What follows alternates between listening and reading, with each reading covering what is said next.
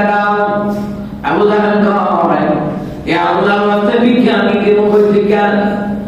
যে ব্যক্তি আল্লাহর ইবাদত করে ওই ব্যক্তি ভিক্ষা দিবে। সব কাবাগরের ভিতরে আলী ঢুকছে, কাবাগরের ভিতরে আলী ঢুকেছে, আলীর কাছে ভিক্ষা চাও, আলী তোমাকে ভিক্ষা দিবে।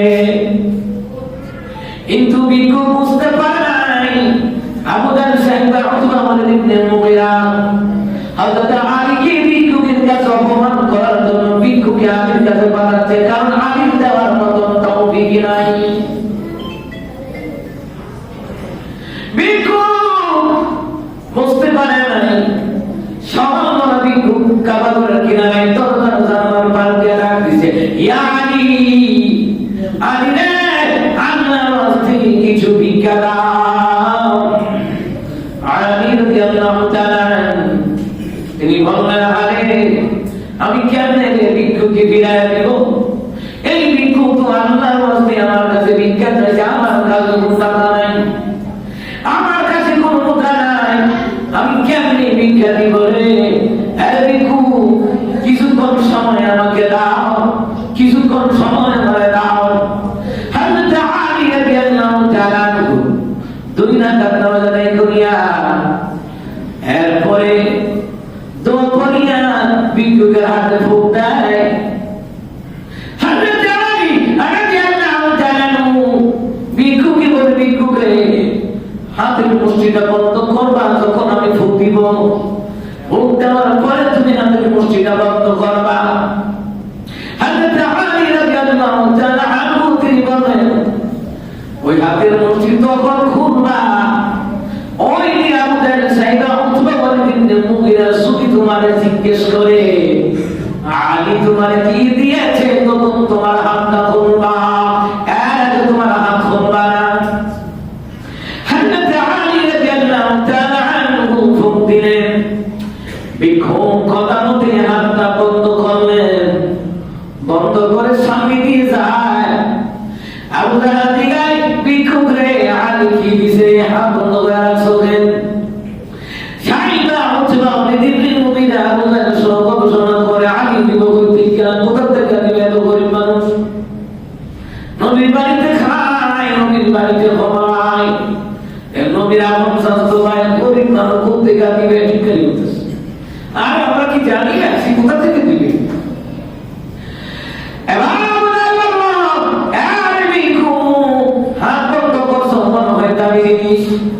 আচ্ছা হাতটা খুলো তো দেখি রে।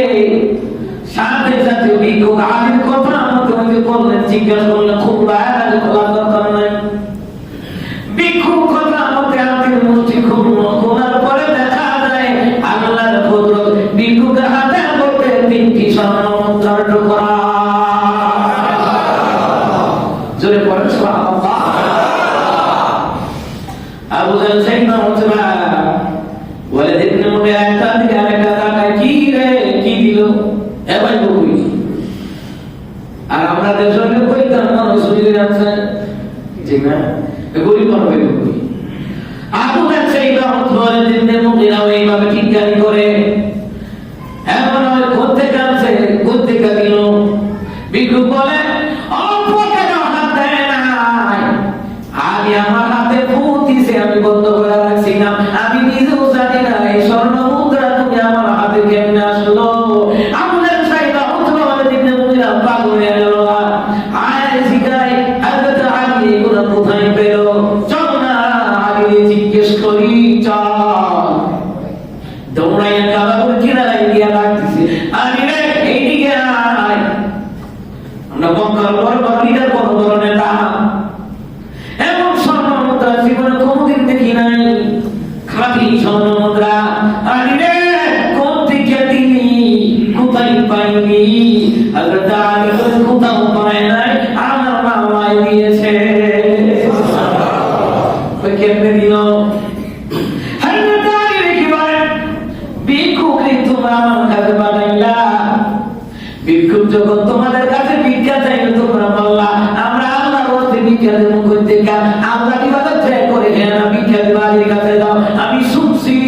কিন্তু তোমরা আমাকে ভিক্ষুকের কাছে অপমান করার জন্য ভিক্ষুককে আমার কাছে পাঠাইলা। করার জন্য আমাকে পাঠাইলা। এ আবুলাল শাইবা ওজমানে দিলেন মুগিরা চারজন মক্কার লিডার, কাফেরদের লিডার। হযরত আলী রাদিয়াল্লাহু তাআলা তিনি বললেন, এ মক্কার লিডাররা, আমি ভিক্ষুকে কেমনে খালি দাঁড়ায় দেব? ভিক্ষুক বলছে আল্লাহর রাস্তে। ভিক্ষুক সরল মানা তোমাদের কথা শুনিয়া আমার কাছে আসিয়া ভিক্ষা চাইলো। আমি কেমনে ফেরত দিব রে? আমার কাছে বড় অপমানজনক লাগতেছে। আমি কি করলাম? 2 রাকাত নামাজ পড়লাম। 2 রাকাত নামাজ পড়িয়া আমি রাহমাতুল্লিল আলামিনের নামে আমি দুরূদ সালাম আদায় করিয়া ভিক্ষুক রাতে মুখ দিলাম।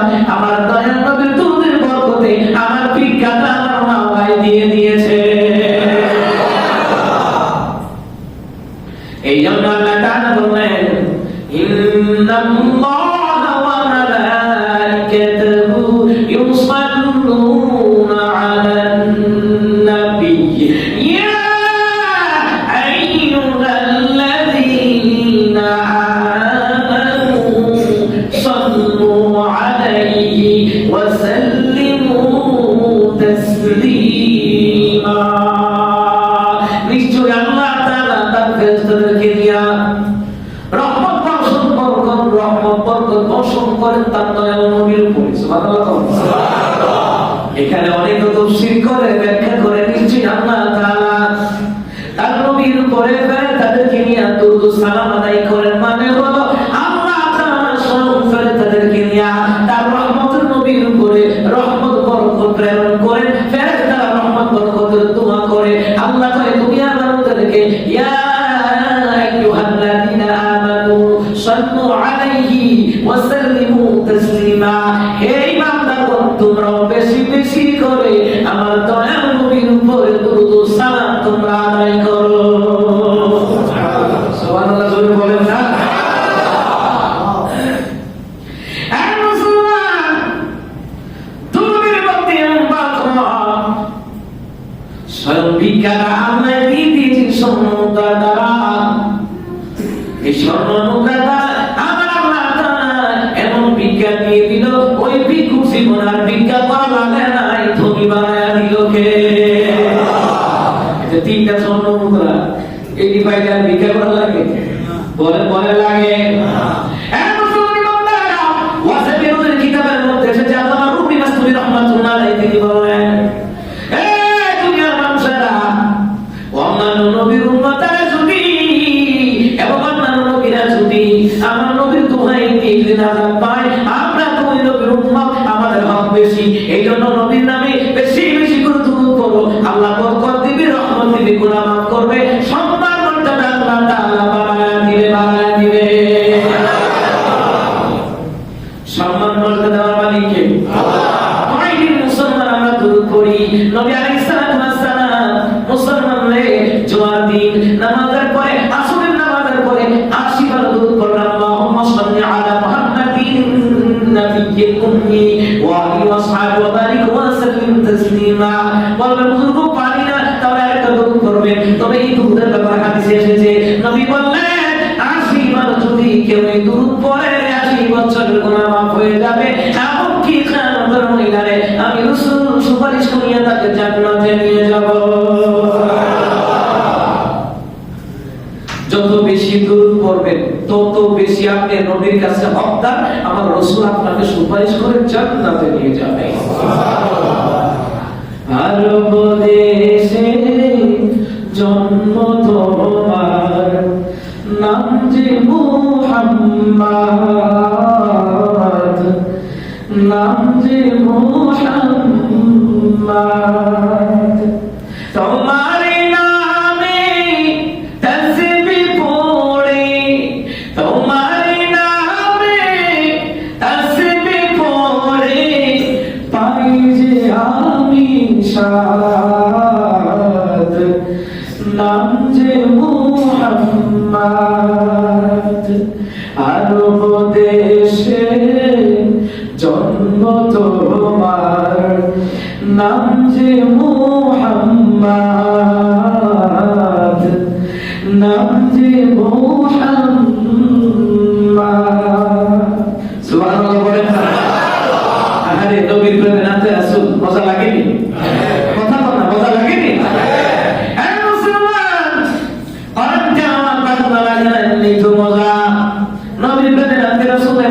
মজা।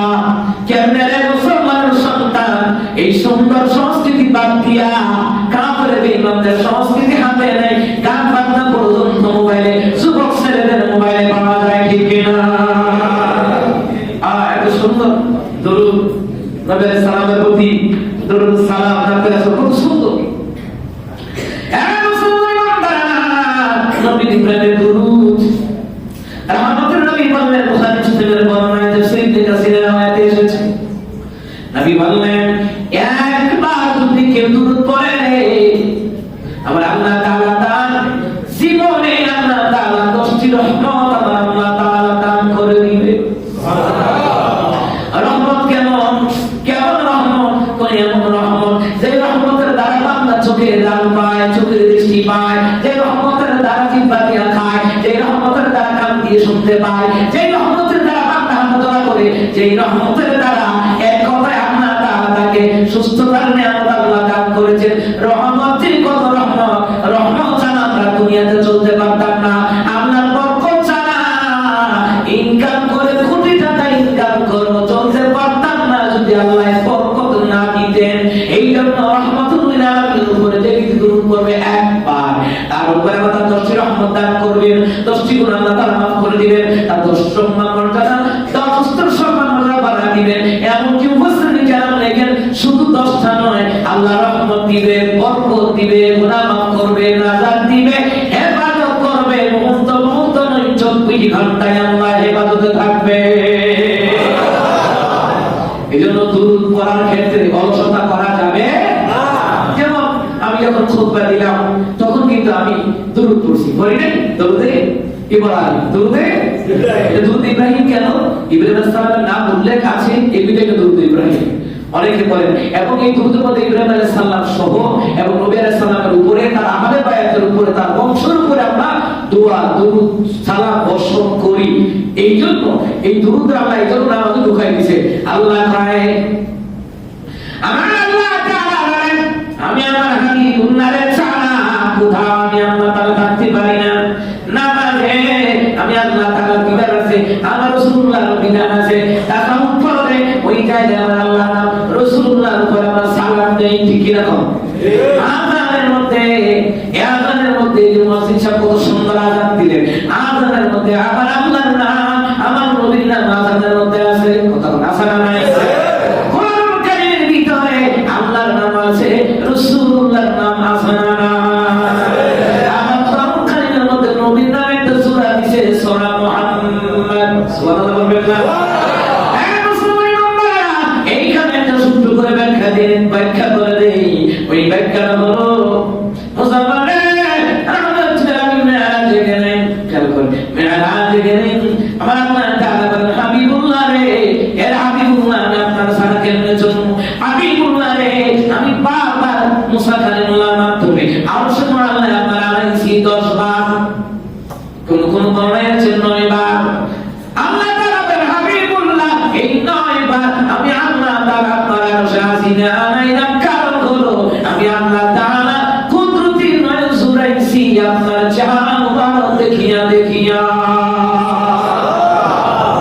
ও হাবিবুল্লাহ, হাবিবুল্লাহ রে, এই আপনি হাবিবুল্লাহ মুসলমান ইমানদারেরা আল্লাহ তাআলা বলেন ওই হাবিবুল্লাহ কি দেখে দেখে আমি আল্লাহ কুদরতি প্রাণ জুড়াইছি।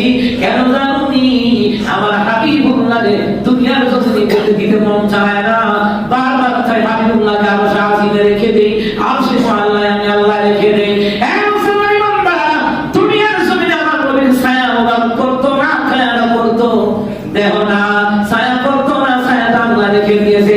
আল্লাহ হাবিবুল্লাহ দুনিয়ার জমিনে আপনার ছায়া পড়বে না, ছায়াটা আমি আল্লাহ রেখে দিলাম। একমাত্র কারণ হলো আমি আল্লাহ তাআলা আপনাকে দেখে দেখে আমি আল্লাহর কুদরতি নয়ন জুড়াবে। আমার রহমাত দুনিয়ার ছায়া জমিনে পড়তো না, যদি পড়তো দুনিয়ার জমিনে সাহাবীরা পরিবেশন করে পড়তো, হাঁটাচলা করতো, ওই ছায়া মুবারকের মধ্যে আমার নবীর পা, আমার নবীর ছায়া মুবারকের মধ্যে সাহাবীদের পা পড়ে যেত, এটা অপমান হয়ে যেত। আল্লাহ দেন নাই, আল্লাহ ছায়াটা রেখে দিয়েছে, কায়াটা দিয়ে আল্লাহ তাআলা তার হাবিবুল্লাহকে দুনিয়ার জমিনে প্রেরণ করেছেন।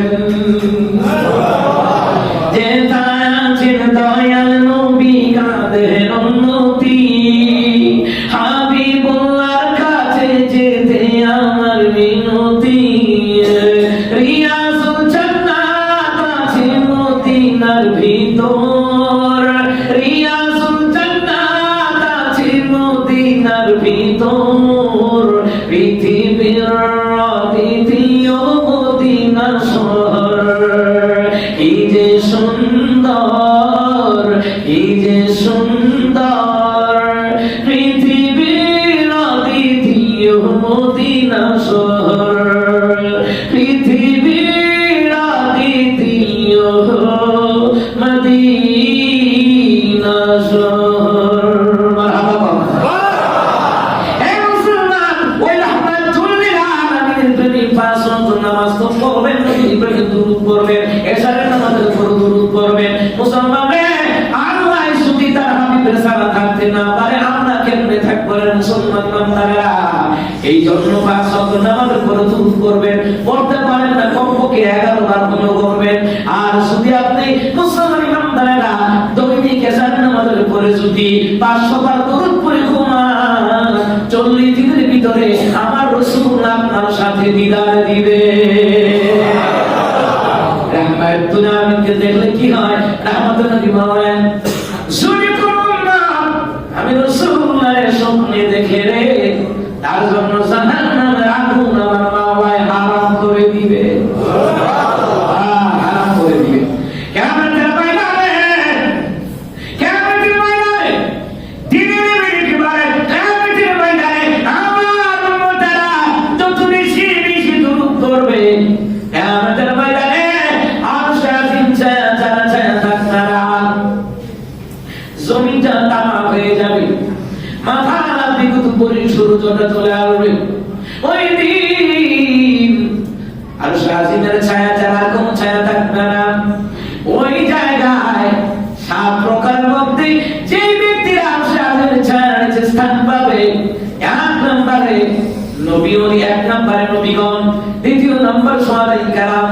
ওই মুসলমান, এইভাবে করে করে মুসলমান 7 নম্বরের ভিতরে একটা হলো যারা রাহমাতুল লিল আলামিনের উপরে বেশি বেশি করে দিল দিয়া, মন দিয়া, প্রাণ দিয়া দুরূদ সালাম আদায় করেছে, আরশ আজিমের ছায়ার নিচে আমার মাওলায় তাদেরকে জায়গা দিয়ে দিবে। দুনিয়ার জমিনে বাংলাদেশের সূর্যের তাপমাত্রা কত? 32, 33, 36 এরকম। কিন্তু মক্কা মদিনায় যান তাপমাত্রা 45, 50।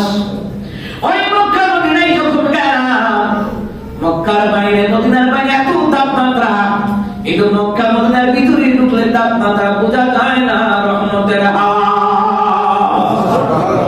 যারা মক্কা মদিনায় গেছেন তাপমাত্রা কেমন? মানে ঘাম ঝরে না, ঘাম পড়েও না, ঘাম শরীরে শুকায় যায়। দেখেন আপনাদের তারা বাড়ি বাড়ি এখন চুপা করে, বাড়ি বাড়ি এত গরম, বাড়ি বাড়ি চুপা করে দেখছেন এরা গাইবা গোসল করতে, আমার গাড়ি গাইবা গোসল করি। যখন আপনি ওই রাস্তায় যাবেন, আপনি আবহাওয়ার এত পাওয়ার, অর্থাৎ তাপমাত্রার এত পাওয়ার, ঘামটা আর বের হবে না, ভিতরে শুকায় যায়। আপনি চিন্তা করতে পারেন মাত্র কত? 50-45 ডিগ্রি তাপমাত্রা।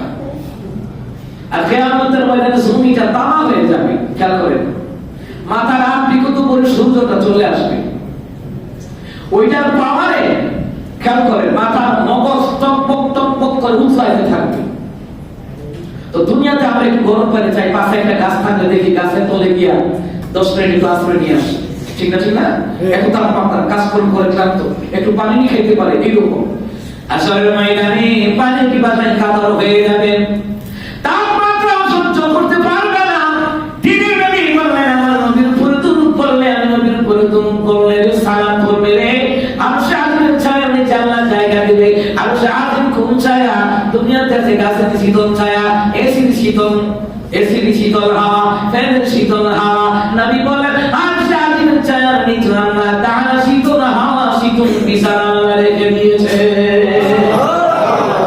তাহলে রহমতের নবীর সাথে জান্নাতে যেতে আমাদের দুরূদ সালাম করব, নামাজ পড়ি না নাকি না পড়ি না? নামাজ তো অবশ্যই পড়া লাগবে। আমার আব্বারা সন্তানদের নামাজি বানান, 5 ওয়াক্ত নামাজের জায়গা নিয়ে আসবেন। আপনার সন্তান যুবক, আপনার সন্তান 7 বছরের বেশি, নামাজে আনবেন, নামাজ পড়াইবেন,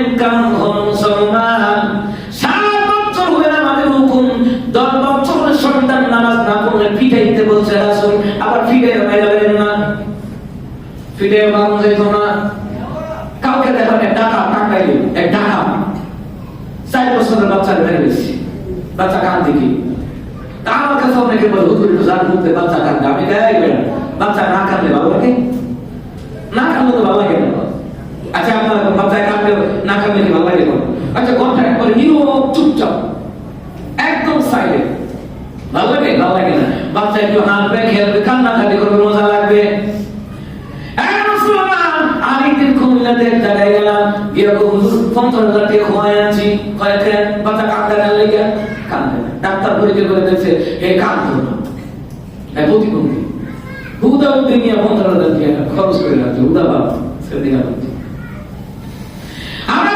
বাচ্চা কান্না করলো, বাচ্চাটাকে ছুরি দিয়ে আঘাত করে মেরে দিল টাকাই। গত রাতের নিউজ টাকায় তো অনেক প্রোগ্রাম করি, তো সারা দেশে প্রোগ্রাম করা না। আপনারা চিন্তা করে দেখুন রে, তার বাচ্চা নাই, তার সন্তান নাই, সে জানে রে সন্তানের কত মর্যাদা। সন্তান যদি না থাকে, আপনার এই সমাজের কিছু গর্ভমূর্খ হিংসুক মানুষ করবে আকুরা কথা কথা। আর যদি আপনার বউয়ের বাচ্চা না হয়, কইব বাঞ্জা। এই হইল মুসলমানের অবস্থা। একটু যার বাচ্চা নাই, সে বুঝে বাচ্চার কত খবর। আর আমার নবী বললেন, একটা নারীর নারীত্ব পরিপূর্ণ হয় তখন বাচ্চা জন্ম দেয় যখন। একটা নারীর নারীত্ব পরিপূর্ণ হয় তখন বাচ্চা জন্ম দেয় যখন।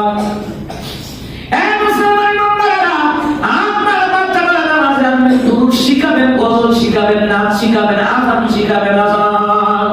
আমার ছেলে ছোট তো নতুন আজান শিখছে, সারাদিন আজান দেয়। ওরা তো জিজ্ঞেস করি বাবা রে, বারবার আজান দাও কেন? আম্মা ভূত তাড়াই। কি তাড়াই? ভূত বুঝেন না? জিন ভূত। হ্যাঁ, হাদিসে এসেছে দ্বিতীয় নবী বললেন, দুনিয়ার জমিনে যে মুয়াজ্জিন করে আজান দেয়, যেই করে আজান দেয়, শয়তান বাতাস মারতে মারতে এলাকা থেকে পলায়ন করে। আসতে কই সুবহানাল্লাহ। কারণ জিন যখন আপনার স্বাস্থ্য পাইলে কি করবে? কারণ জিন কি ভালো জিনিস? আপনার মেয়ের ক্ষতি করতে পারে, আপনার স্ত্রীর ক্ষতি করতে পারে, আপনার সন্তানের ক্ষতি করতে পারে, আপনার নিজের ক্ষতি করতে পারে। আপনার জানেন না এখন ব্ল্যাক ম্যাজিক করে কি দিয়ে বলেন? এই ব্ল্যাক ম্যাজিক করে জিন দিয়ে, খারাপ জিন দিয়া ব্ল্যাক ম্যাজিক করে।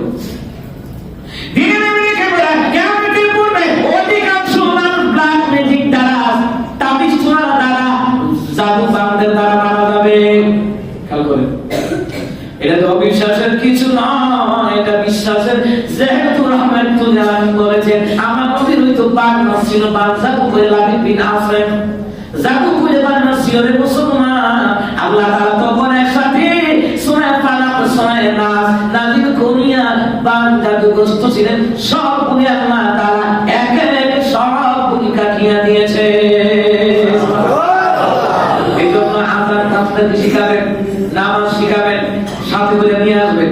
ও ছোটাছুটি করুন না, মসজিদে দৌড়, বেটা আনা মসজিদে দৌড়, কোন সমস্যা নাই। বাচ্চারা বসলে আপনি কিচির মিচির করবে, দুষ্টামি করবে, ধমক দিও না। ধমক দিলে সে ভয় পেয়ে যাবে।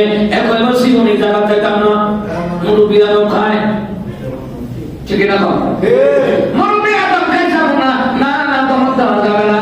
আদর করিয়া সামনে বসাইবেন, সামনে। কারণ রাহমাতুল্লাহ বললেন, তোমরা যখন নামাজ পড়বা, পিছনে যদি বাচ্চাদের কিচির মিচির আওয়াজ শুনতে না পাও, ভবিষ্যতের জন্য ভয় করে মুশরিকগুলা খালি হয়ে থাকবো। আর যদি দেখো মসজিদের মধ্যে বাচ্চাগুলো দুষ্টামি করে, একদিন এই মসজিদের মুসল্লি হবে এই বাচ্চাগুলি। এই জন্য বাচ্চাদেরকে ধমক দিয়ে তাড়ায়া দিও না। এই জন্য আপনাদের সন্তানকে শুরু থেকে নামাজি বানান, দুধ শিখান, দুধ। এই দুধ পড়লে ঘরটার মধ্যে আল্লাহ রহমত দিবে, বরকত দিবে, রুজির মধ্যে বরকত দিবে। মুসলমানের সমাজের ভিতরে এখন নামাজ নাই, রোজা নাই, কুরআন তেলাওয়াত নাই, ঘরে ঘরে ঝগড়া, পাড়া প্রতিবেশী ঝগড়া, গালাগালি। দিনের নবী কয়, যেই ঘরে কুরআন তেলাওয়াত করা হয় না, নামাজ হয় না, ওই ঘরটা হলো কবরস্থান। কি বলে তো? লা তাজআলু বুয়ুতাকুম কুবুরা। দিনের নবী বলেন, ঘরকে কবরস্থান বানাইও না। এই জন্য নামাজের কিছু না করার মধ্যে করবা। এখন মুরব্বীরা যারা আছে, যুবকরা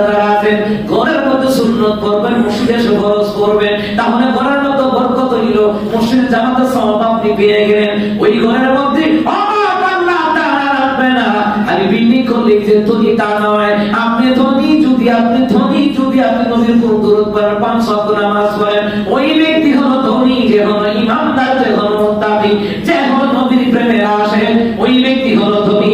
ওই ব্যক্তি গরিব নয়, ওই ব্যক্তি গরিব নয়। সুবহানাল্লাহ। বিল্ডিং বাড়ি গাড়ি থাকা শর্ত নয়, ইমানদার হওয়া শর্ত। সুবহানাল্লাহ। বাড়ি গাড়ি দিয়ে যদি ইমানদার হওয়া যায় তো ইসরায়েলের ইহুদির ইমানদার। বিল্ডিং এর অভাব নাই, 100 তলা 80 তলা 50 তলা বিল্ডিং এর অভাব নাই। এক মুসলমান টাকা পয়সা অভাব নাই। আমরা মুসলমানদের হাতে কেমন টাকা পয়সা, এর চাইতে হাজার কোটি গুণ টাকা পয়সা ইহুদিরা সারাদের হাতে।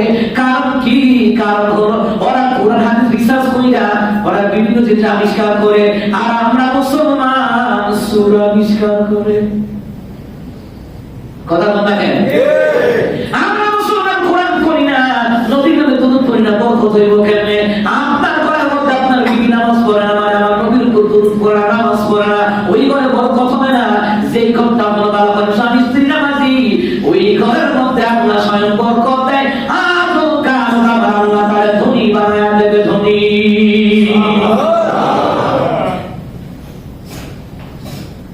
যেই ঘরে নামাজি, বউ নামাজি, স্ত্রী নামাজি, সন্তান নামাজি, বাবা নামাজি, মনে করতে পারে হুজুর আজকে গড়ি চলতে পারি না, আল্লাহ নবী কিয়ামতের সময় আসবে, তুই ভিক্ষা করার মতো ভিক্ষুক পাবি না, আল্লাহ এমন ধনী বানাবে। সুবহানাল্লাহ বলবেন না?